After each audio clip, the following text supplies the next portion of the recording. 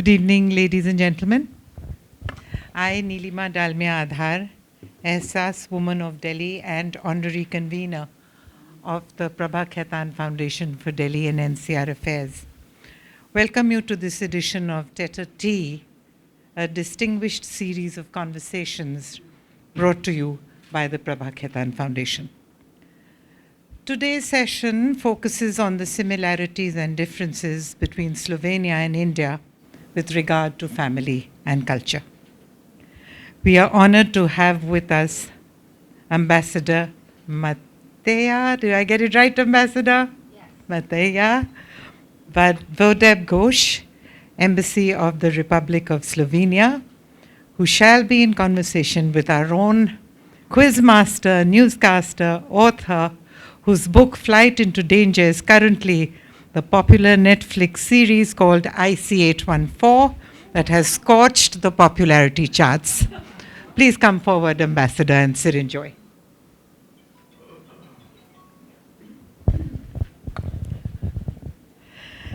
This event is being held in association with Sai Shinjini Academy of Fine Arts and Culture.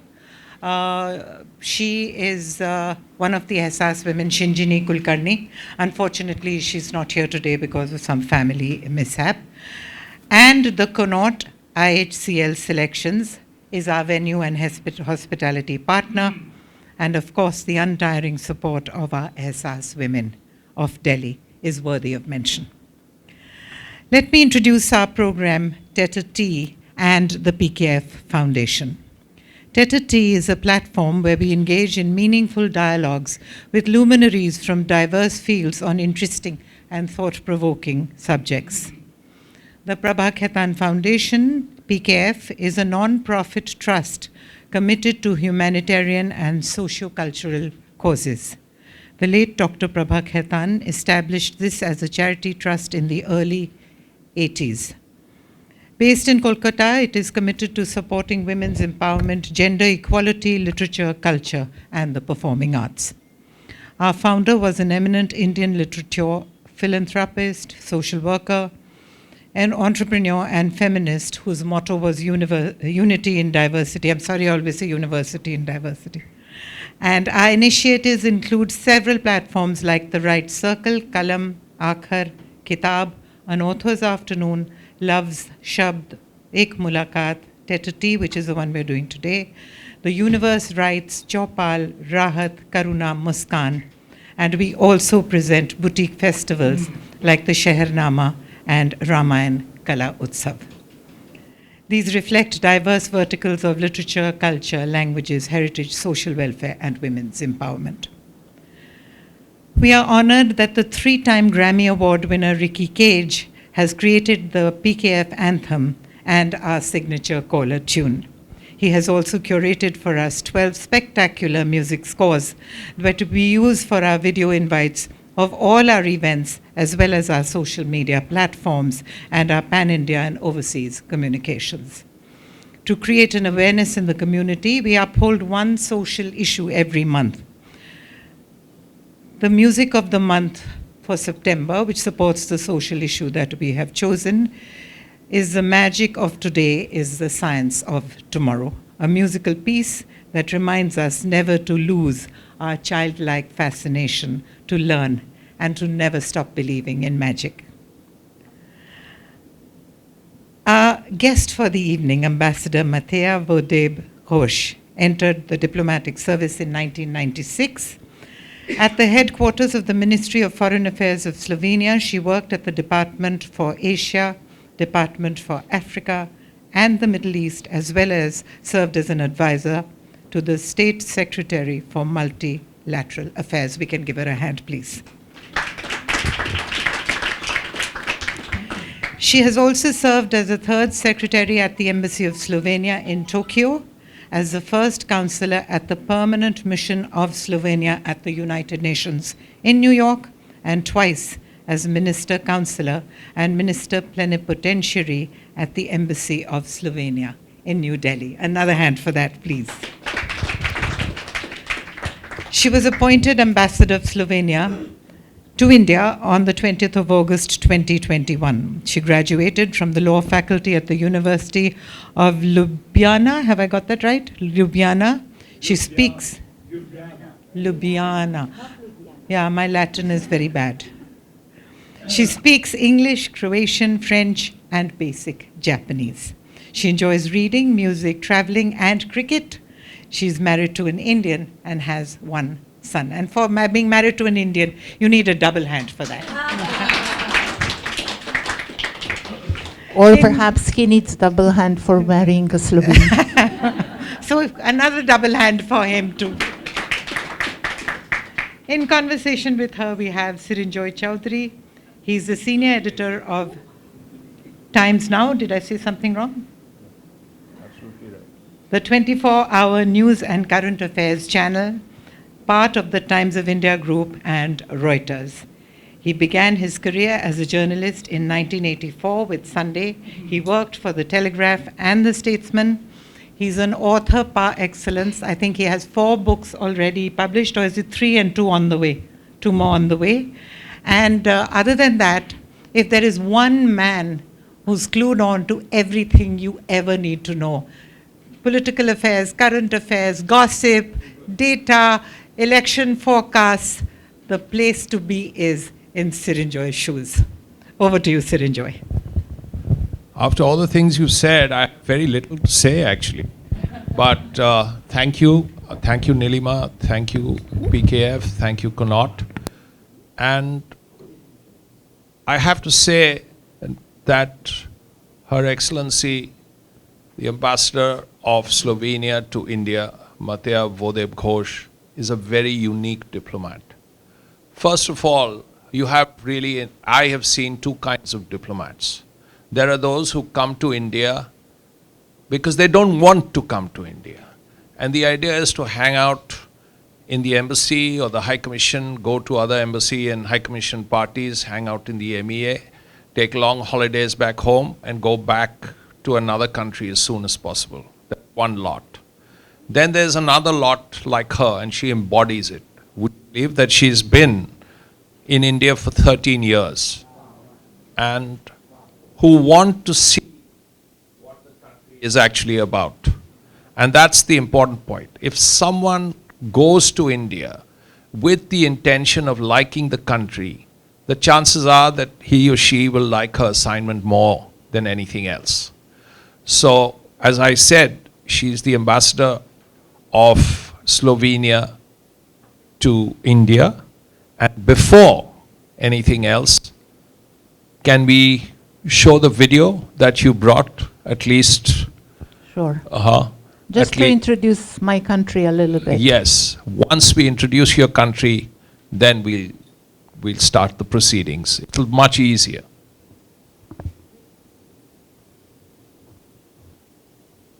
The only one person who won't get to see it is me, but that's all right. You've seen it yourself.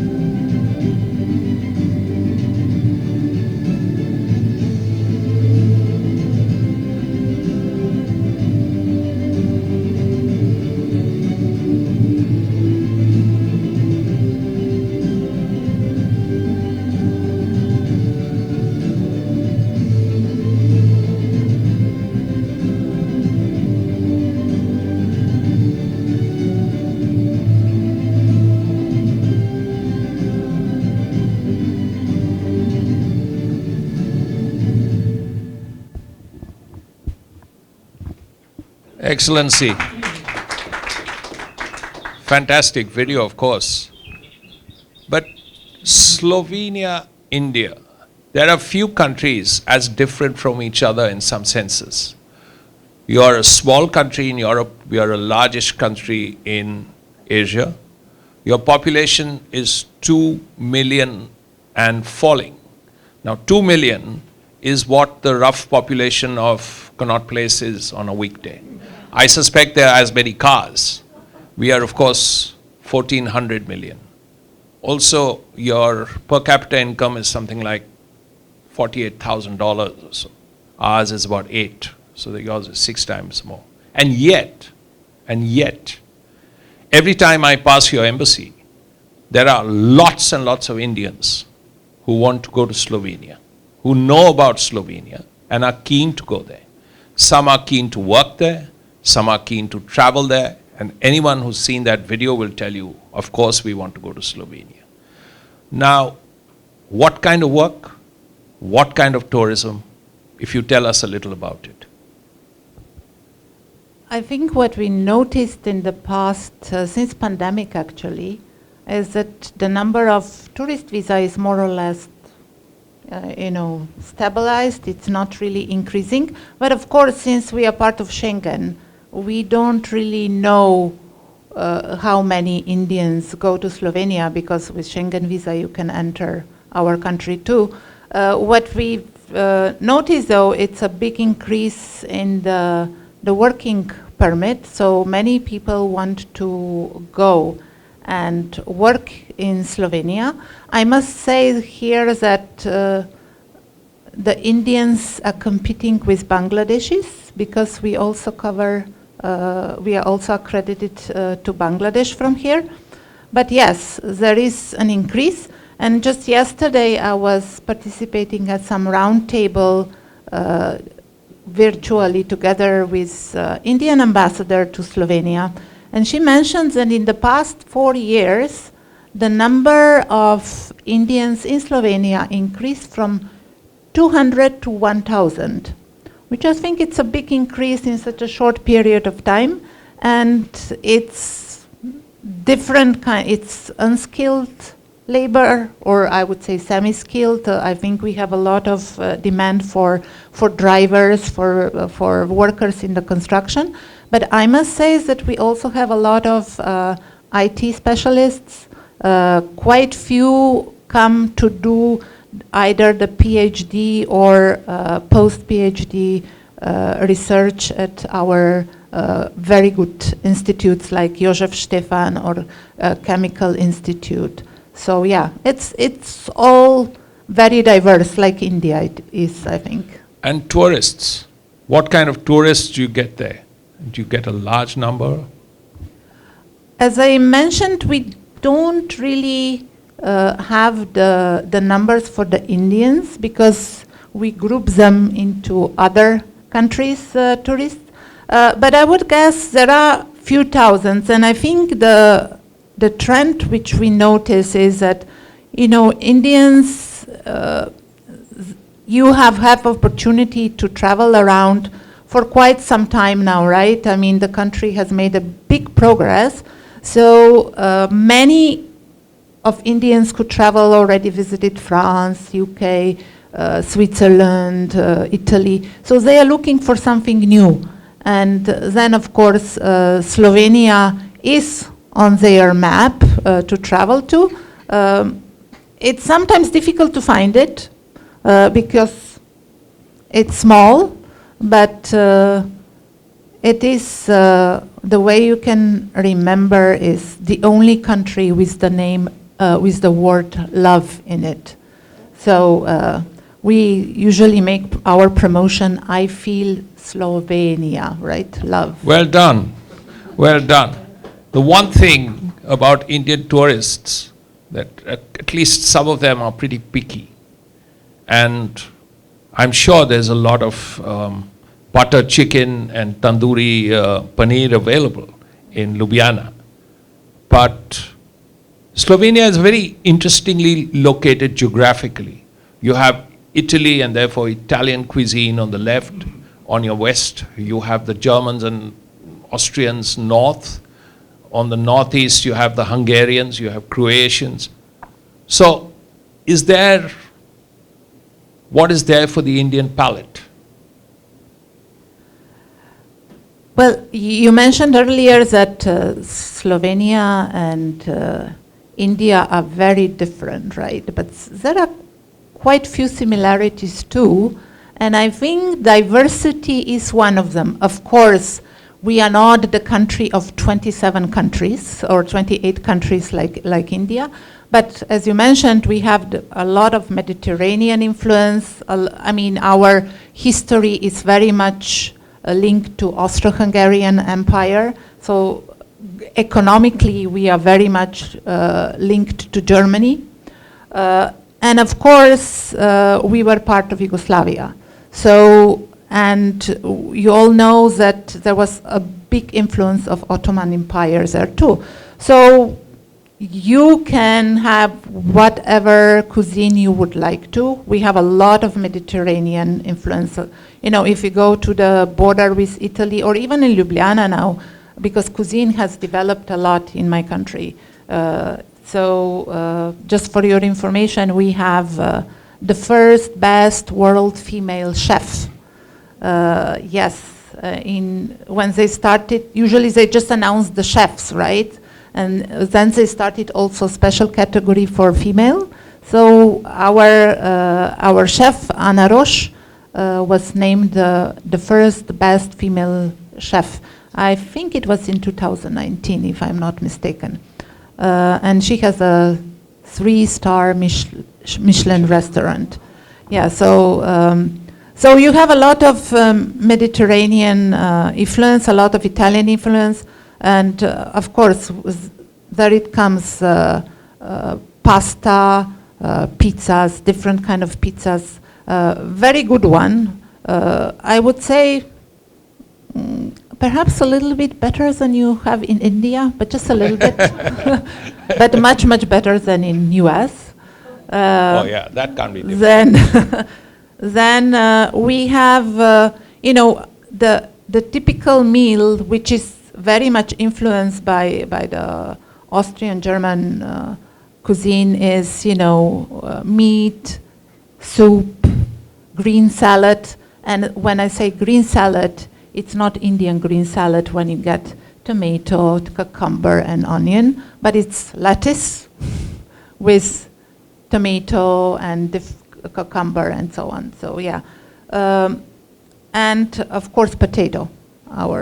So if you, I know at least Bengali cuisine, it has a lot of potato.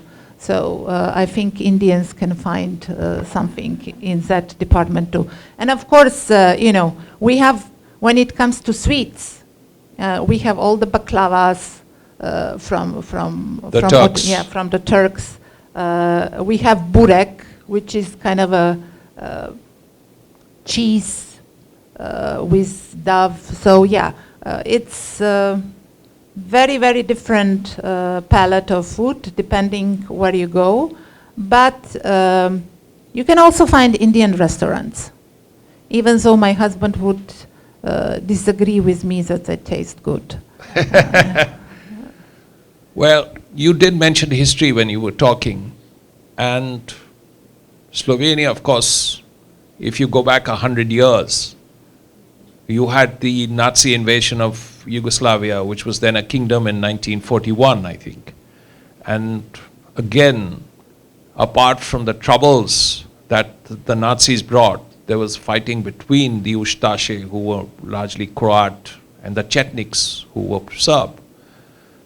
Then you had Tito, who was a friend of India, great friend of India and Nehru, as you know. And his independent-mindedness at least ensured you didn't have tanks in your country the way there were tanks in Berlin in 53, I think, and Bucharest, and in Budapest in 56, and Prague in 68. But that said, then came the implosion of Yugoslavia, and again you suffered, I think, 20, 30 casualties. I mean, each death is important. But in comparison, we know what happened with the Bosnian War. 300,000 people died. Now that's a lot. I mean, 20 is difficult enough. 300,000 people dying. The concentration camps returned to Europe. Srebrenica, if you remember, was a very difficult time. Sarajevo, of course, we all know about. Would you say, keeping all that in mind, that Slovenia is actually a lucky country? Srinjoy posed differently now the question. He's asking me, he thought that, he actually told me that Slovenia was a lucky country. And I said that to a certain degree I do agree with him, but I think our people suffered too. On the side, during the Second World War, on the side of my father, he lived in the part of Slovenia which was occupied by Germany. So, and they were a family of 7 children. And in order to be safe from the German occupying force, they had to send the eldest son to the battleground. And he went and he never came back. So, there was a loss on the side of my father's family. The same is, for example, on the side of my mother's family. She's a bit younger, but her mother, that is my grandmother, for example, 2 of her brothers died in the war. So, it's, if you look at it from the macro perspective, of course, we didn't suffer that badly as perhaps the other parts. But, we do have family loss, almost every family. And we should not forget also that the biggest battle of the First World War was actually on the Socha River, right? Yes, it began in that area. So it was, we did suffer. During the independence movement in 91, it's true, if you compare us to others, we were lucky, but I can tell you that myself, I do know how the war feels like, and it basically didn't happen at all. Nothing, we just one Sunday morning, my mom came to my room and she said, Mateja, you have to get up because there is an alarm rate for the whole country and we have to go into the shelter. And it's very interesting how, and not a single bomb dropped next to our house, I must say. But it's very interesting, to observe how my mind switched in a second. Because I had many friends in other republics, but in a second I saw them as a threat to me. So, what I want to say is that the war does a very strange psychological switch in your head. So it does affect you, and I can only imagine how does affect people who suffered even more than we did. Yeah, but we are lucky, like you said, yeah, in a way, because we live in an extremely safe country. It's one of the safest countries in the world. We live in a country where the gender gap is the smallest. So, we grew up as a girl. I never questioned myself whether I can achieve something because I have 2 brothers and we were all treated equal. So there was never a question whether I should go to university or not. So yeah, we are also, we have a very good, I would say, balance between work and private life. You probably know that us Europeans, we love holidays. It's not like you who take 5 days per year. But yeah, we love, we say if you don't stay at home for 2 weeks straight, it's no holiday at all. So most of the people take 3 weeks in the summer. And yeah, so we have high quality, life quality. And you know, the lucky side was also that, for example, when we went through these difficult times, because you should know that as per my belief and understanding, Yugoslavia actually fell apart because of the big economic troubles that we had. And Slovenia was lucky in a way because, as you mentioned, we border with Italy, with Austria, and that was our gate to the Western world. So if something was missing at home, we just drove across the border and we could get whatever we needed. So, yeah. So geography compensated for history to an extent, which is good. You've been in India 13 years, and your name tells everybody, the third part of it, that you have a sort of insider's view of the country. And there's lots you've seen, lots you've done, you've been parts of lots of things, and you've been a diplomat. Just the fact that you're here is clear evidence that you're not one of those diplomats who go to office and go to embassy parties and then they go home. The fact that you're here suggests you're entirely different from that. If you could tell us, what are the people you have met in India that have been memorable, the places you've been, and we are a fairly large country, which have been memorable, and the things you've done, which you'll always remember? Yes, 13 years.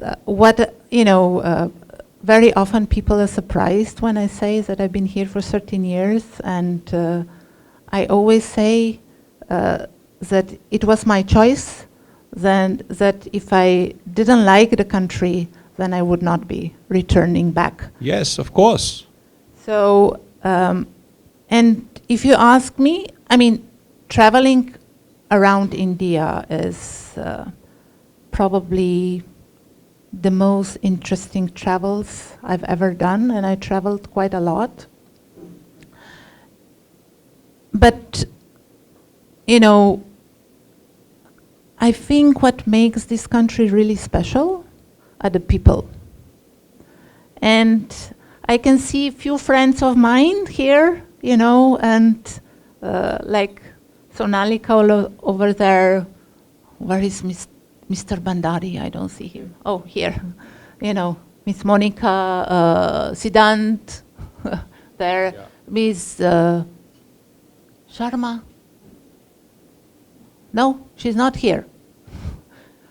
She had to return to work probably. So,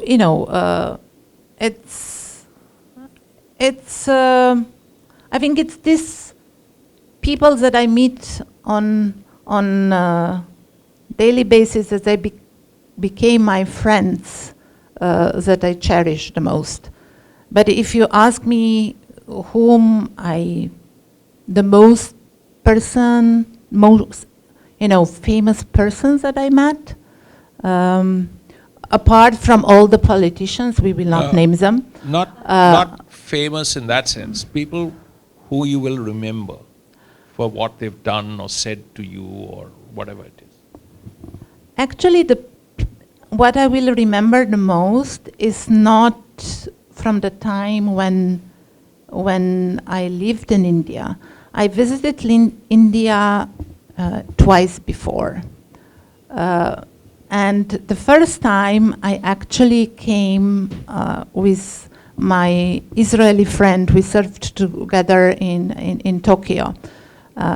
Japan, a developed country, people well off, and so on. So that's the first time I came. And I remember that we went to Goa and we visited a church there. And there were two little boys there. and they asked for money. And I didn't give them the money. So I went inside the church, and I came out, and they were still outside. And I asked them, I said, "Can I take a photo of you two?" And they said, "Of course." And they gave me the most beautiful smile, you know. And this is something. So when I came back to Japan, people asked me, "What did you like the most?" And I said, "People are happy there. They smile." That's so nice and so touching. And there would have been things you've done in India that will always stay with you. In what sense? Travel? A visit. We have very different part. It's, as you said, India is 28 countries in some senses. So there would have been lots of things that you would have seen and done that you will always remember. Well, as I said, travels in India are really, one of a kind. And just recently, I saw an article in The Economist which read, the title was, "The 6 books about India, probably the most interesting place in the world." And I could not agree more. And I think one thing I share with my husband and also with the family is that we love to travel around. So I traveled quite a lot in India. I still have to see south of Tamil Nadu. I still need to discover more of Northeast. I still need to go to Ladakh. I haven't been to Srinagar yet because when we planned, we had some family emergency and we had to cancel. And it's very difficult for me to say, I love all the places we went to. Just this weekend we returned from Shekhawati, for example. And it's just breathtakingly beautiful. And I do hope that, the Havelis will stay alive, that they will not disappear. But if you ask me which places left the most impact on me, I will not state it in the order of my like, just randomly. I love Kerala, both backwaters and tea plantations. It's just, when we visited backwaters, and a few years later we visited Munnar and tea plantations. And when I saw both sides, I said there is a reason why they call it Kerala God's own country, because it's really amazingly beautiful. Then I would say I love Mahabalipuram, south of Chennai. I think Ajanta caves are just beautiful, beautiful. I love Udaipur. I also think that Golden Temple in Amritsar, it's a very, very special and spiritual place. I remember when I visited for the first time, I was just sitting there and observing, and it's just such a beautiful contrast of blue sky, Golden Temple, white palaces around, and then Indian people, men with beautiful, colorful turbans and white clothes, and ladies with colorful saris. And as I said, it's a very special place. And I think the last a bit bigger trip we did was Sanchi.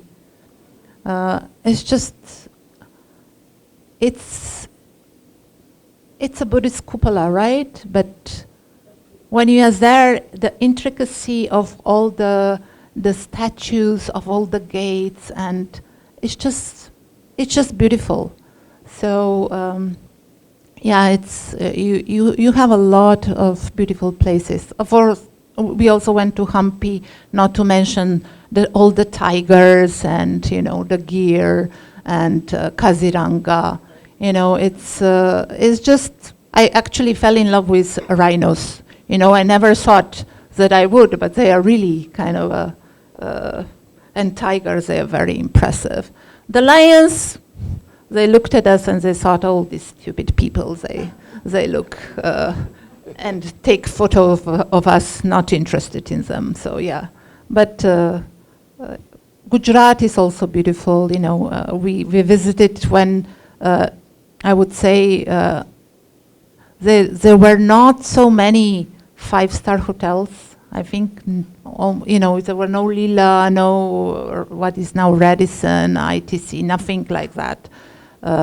So it was still quite basic, but it was, I had a contact with people, right, with native people, and I think that meant a lot to me. Well, you have a 19-year-old son, and he's, as you know, as all of us know, he's half Indian, he's in America. And was there any, what is the word? It's always a difficult word to use, adjustment, when you married an Indian. I mean, you have spoken about your mother-in-law's determination to ensure that you were properly fed. But that apart, is there something that is memorable there? The issues of adjustment, or has it been just... I wouldn't say that it was smooth sailing, but I honestly think that it's not because of the different cultures. I think it just, if I look what kind of, I would say, challenges I encountered, I think they are very similar to my friends back home who married Slovenians. I may be lucky in a way because I married a Bengali, and Yes, you're lucky, all right. And I may be wrong, but I do think I do find them a little bit, I would say, more accepting of other cultures. I think what helped a lot was that family values are very strong in both families. And it's not only about the immediate family. We are also very connected. I am also very connected to all my cousins, my aunts and uncles, like Arijit here, right? So I think this was a very strong value which bonded us, and it made it much, much easier, but perhaps the challenge which I've faced, but we adjusted, is that despite these family values, the freedom of being individual is still a little bit higher in my society, right?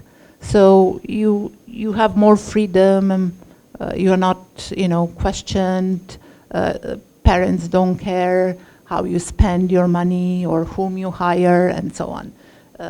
So in that sense, but we learned, you go along the way, you learned, I learned what his side, what they expect of me, and what their red lines.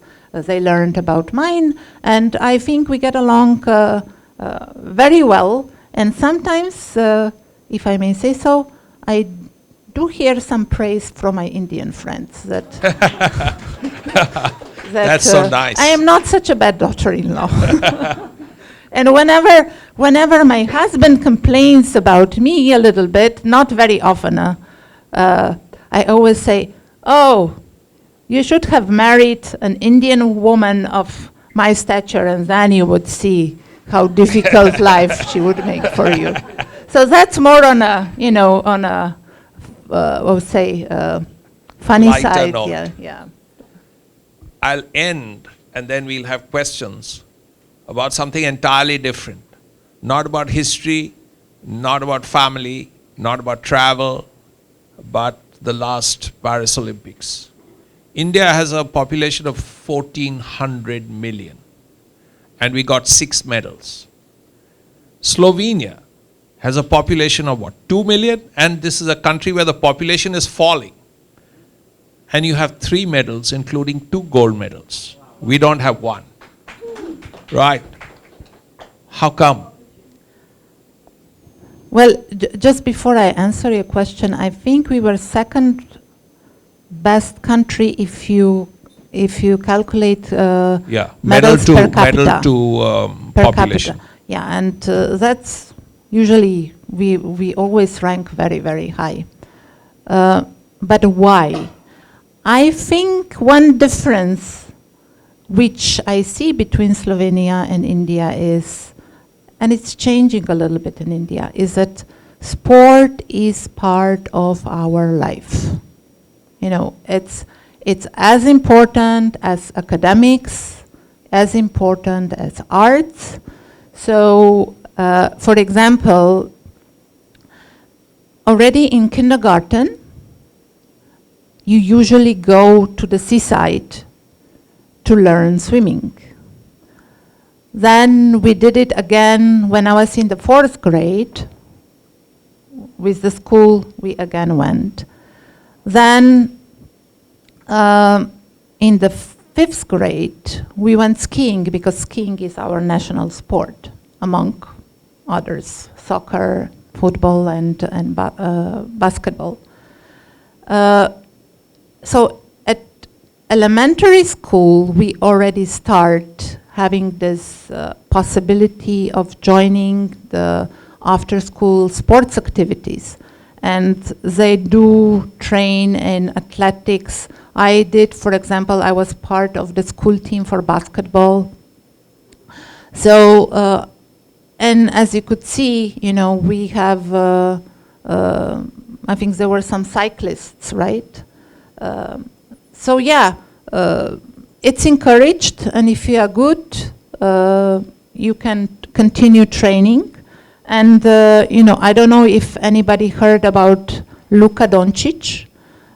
He plays in NBA now, NBA, in US, in Dallas, yeah. And he's always, I mean, he's like now, I don't even know how, like 23 or something like that. He went to NBA when he was 19 years old, and I think each and every year was in this, you know, what is they have most valuable player. Yeah, among them, he always competed, and he was always in these 2 best teams of the West Conference and East Conference. So he was always in the first team. Then, of course, probably cycling is not at all popular in India, but we are very good in cycling. So in Europe, we have this Tour de France, Giro d'Italia, Vuelta, which is in Spain. So these are the 3 biggest races. And I can tell you that all 3 were taken by a Slovenian this year. So we have Tadej Pogačar, who won Giro d'Italia and Tour de France, and we have Primož Roglič, who won Vuelta. Tadej Pogačar didn't compete because he was too tired from the previous 2. But they also won some Olympic medals in Tokyo. So yeah, sport is very, very important in my country, and parents do encourage. But I don't think, you know, that the children would be forced to do it. It's more like innate. If somebody likes it, then they would go. Yeah, so what you're saying, it's not like East Germany in the old days. No. Certainly not. No, it's not like this rigorous, you know, training when children are taken away from parents. They go to a special school, and they have this special schools for sports people, and they train already from very early age. Now this we don't have. Yes, thankfully. It's time for questions. I've asked a few. Is there anyone who'd like to ask something? Neelima? So I did a little bit of Googling before I came here today, because Slovenia is on our to-be-done list, in which Srinjoy promises to take. We have a book club in You have which to get a visa from her first. Will she give it to us? She's here. I'm sure she will after this. So I found 2 or 3 very interesting facts about Slovenia. And I'm going to just enumerate them. You can choose to tell us about any one or all 5 of them if we have the time. So you have a city called Chicken. You are obsessed with mushrooms. There is a very fascinating pear brandy which is popular in your country. There's a very romantic tradition at Lake Bled, which, I don't know, am I sounding like somebody who's picked up obsolete stuff from the net? No. Okay. And the last but not least, you have a swear word called Budala. Budala. Budala. Budala. So tell us about either one or all of these. I'm very interested in Lake Bled. Lake Blade, I think it's, as you could see it in the video, it's a very picturesque place, I would say, and very special, because you have this lake with the island in the middle, which is already special enough, and then you have this beautiful church from the 16th century, I believe. Yes, exactly, this is it. And what adds to its beauty is that the next by you have a high rock, and on the top of the rock you have a castle. So yeah, it's very beautiful. For my taste, a little bit too touristy, but you know, it's like Taj Mahal, right? You have to go and see it. You have many more beautiful places, but you have to go and see it because it's Taj Mahal. So you have to go and see Bled because it's Bled. Yeah. And you go to this island in a special boat, and you can go inside the church and you can ring the bell, and supposedly your wishes come true, whatever you wish for. But there are also weddings. Then you mentioned Viljamovka. That's the pear with brandy. I have one at my home, so if you come, I'll... But tell us about it. It's a very interesting thing. How does the pear get into the bottle? It gets into the bottle that you actually put the bottle on the tree. So the pear grows inside. So it's like magic. Yeah. So the pear grows inside. Budala means crazy, basically. But it's difficult to translate because it's kind of a slang word. I forgot.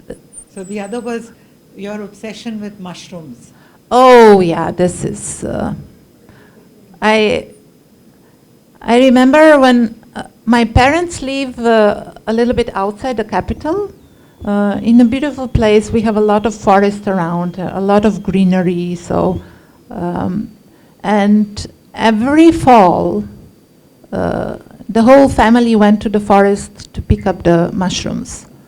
And I was not very good at it, but my uncle, he always brought a whole full basket of mushrooms. And we usually like porcini, you know, that are our most favorite mushrooms.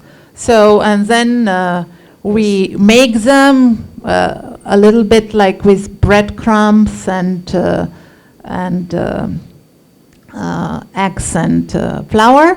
And we also, I don't know how you say in English, you put them in vinegar, you know, so you can... Pickle them. Yeah, pickle them, yeah. And then your tandoori chicken city? This I am not sure. I must say that you surprised me. I'm not sure we have a city or town named Chicken. But if you look at the shape of our country, it looks like chicken. So maybe I got it right there. Yeah. So I've become the Budala then. No, not really. Okay, questions? Okay, I'll ask. Yeah, surely. Thank you, Srinjoy and Mateja. This has been a lovely evening, just listening to both of you and learning so much more about Slovenia, about how you look at India, your perspective. And so the question, you're married to an Indian. Did you have a big fat Indian wedding? Or did you have a small one? And what do you think of these Indian weddings? That's one thing, but on a more serious note, tell us a little bit about what are the early accounts of the connection between the two countries? I mean, were there any travelers or scholars, Indologists, or people from India who went to? So I know that obviously it's also the history of Europe that we're talking about. But India, how India was perceived early? I mean, are there any scholars who have written especially about India, going back into the medieval ages? Not contemporary writers. We're talking about going back early contacts. First, about our wedding. No, we didn't have a big fat Indian wedding. In my country, a big fat Slovenian wedding counts around 50 to 60 people. So I know that this would need to be multiplied by at least 10 here. But no, we got married in US because we realized it's the least bureaucratic country in the world, and we didn't need to present many papers. So I think, and at that point of time, Arijit was in US, living there. His sister was also living there. So it was really just a family affair. But we did get married in the Indian temple also in Chicago, and it was quite interesting because I was asking Arijit, how will it go? What should I know about it? And he said, "Oh no, don't worry, everything will be fine. Everything will be fine." And then we reached there very late because there was rain, and instead of reaching at 3, we reached at 5 and 4:45, and the wedding was at 5. Yeah. So, and then all of a sudden, the priest asked me, "Where is your father? Your father needs to participate in the wedding." And my dad is a little bit hygiene freak. So I said, "Oh my God, what will happen if they give him the food, right?" Because I didn't know how it would go. So the only thing which I remember is that the whole ceremony, I was asking my dad, "Are you fine? Are you fine? Are you sure? Are you fine?" So I don't really know what the priest was saying. And I remember the end, because at the end, he recited the duties of a husband and the duties of a wife. And I had a feeling that my list was much longer than my husband's list. But yeah, I have very, very beautiful memories. And I think it was probably the first time I wore sari. And I think sari is one of the most elegant dresses in the whole world. I really love it. Unfortunately, I don't know how to put it on by myself, so I only wear it with the help of other people. But when it comes to the historic connections, I think one thing is very interesting is that there is a lot of similarities between Sanskrit and my language. When it comes to grammar, it's very similar. When it comes to certain words, it's also similar. I think numbers are they sound quite similar. You also do in Sanskrit, one interesting thing. You don't say 30 and 1, but you have 1 and 30. We do the same. So I think there is a debate going on still who influenced whom, either India or European languages, or Slavic languages, or the other way around. Perhaps one, but I don't know whether this is true or it's just like a fairy tale, a legend. But we have a saying of India Koromandia. And this has to do with our fairy tales. And we believe that it comes from the time when people from our part of the world were traveling to India, and India was this paradise on earth, right? So there is a saying when you want to say something beautiful, and India Koromandia. Yeah. So I also know that there were correspondence going on between Tagore and our poet Srečko Kosovel. We do have, there was one nun who was working in Gujarat, and she wrote a book about her stay in India too. When she was quite old, she returned. And we had a professor, Zmago Šmitek, who did a lot of research on India-Slovenian connection. So yeah, I think, and we know that, you know, you Indians, everywhere you go, you meet an Indian. So I'm sure there are even more connections than I just mentioned. We probably have time for one more question. Yeah. Yes, sir. You permit me? Yes. Hi. You have been very fortunate to have traveled many parts of the country. India is a multi-religious country, as you are aware. Would you like to share some of your experiences or, views about the different religions in India which you came across? I mentioned I went to Golden Temple, right? I actually visited it twice, and I got all the history of the Sikh religion from the leadership there, and it was quite enlightening, especially their treatment of women. So I was pleasantly surprised. Of course, I visited quite few mosques. And I honestly find this Mughal architecture very beautiful.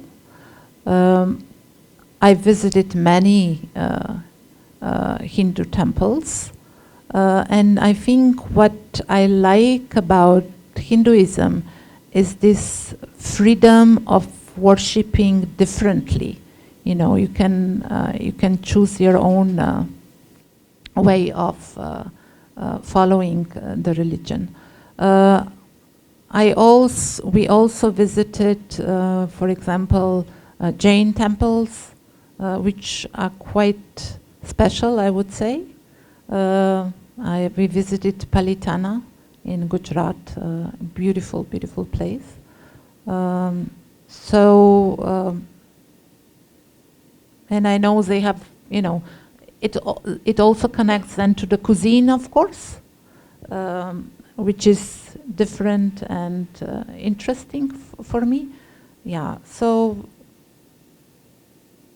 but also in, of course, Europe is predominantly Christian, right? But you have also many different sects within the Christianity, of Catholic, Orthodox, Protestants, and so on.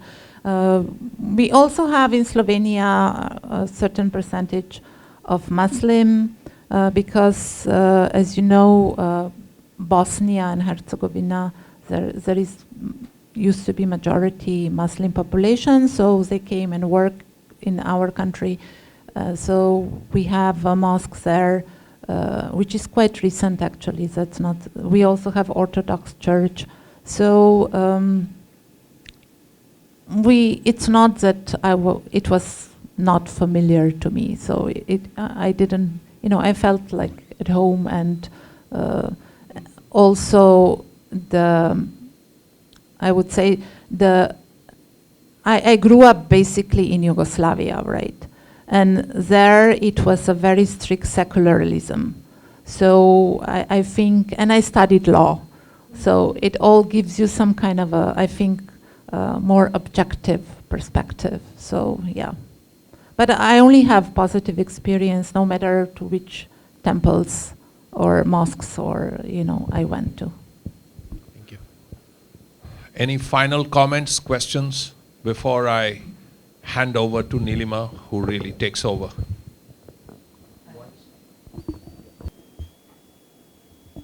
On behalf of the Prabha Khaitan Foundation, I extend my heartfelt gratitude to Ambassador Mateja Srinjoy Chowdhury for an absolutely riveting rendezvous of Tête-à-Tea today.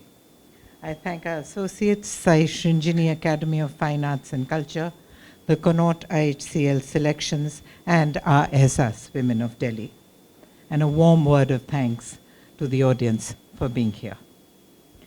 At the Prabha Khaitan Foundation, we are dedicated to promoting cross-cultural understanding and appreciation. Our mission is to support and strengthen efforts that bring people together to foster a deeper appreciation of the heritage, of the rich heritage that exists across our nation. And in keeping with this, we are pleased to felicitate our guests with a ponadai, which is a shawl that is placed traditionally around the shoulders of a dignitary who is being honored. This is a tradition followed in the southern part of India. Ladies and gentlemen, the literal meaning of the word ponadai is a precious golden cloth. And could I call upon now a very special guest here today, Ms. Monika Mohta, who herself has served as a distinguished ambassador to several countries, to felicitate the two guests, Ambassador Mateja and Srinjoy, with the beautiful ponadai stoles.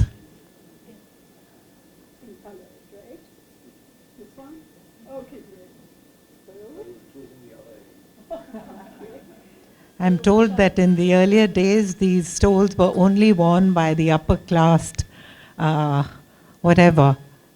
class people of the south of India, but we've broken all those traditions, thankfully.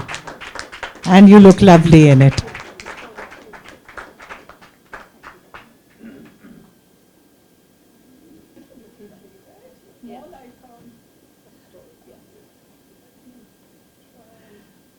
They're gorgeous, Srinjoy. You need to get a nice kurta pajama made to wear with this. Thank you very much, Monika. आप एक photo ले लीजिए with the guests.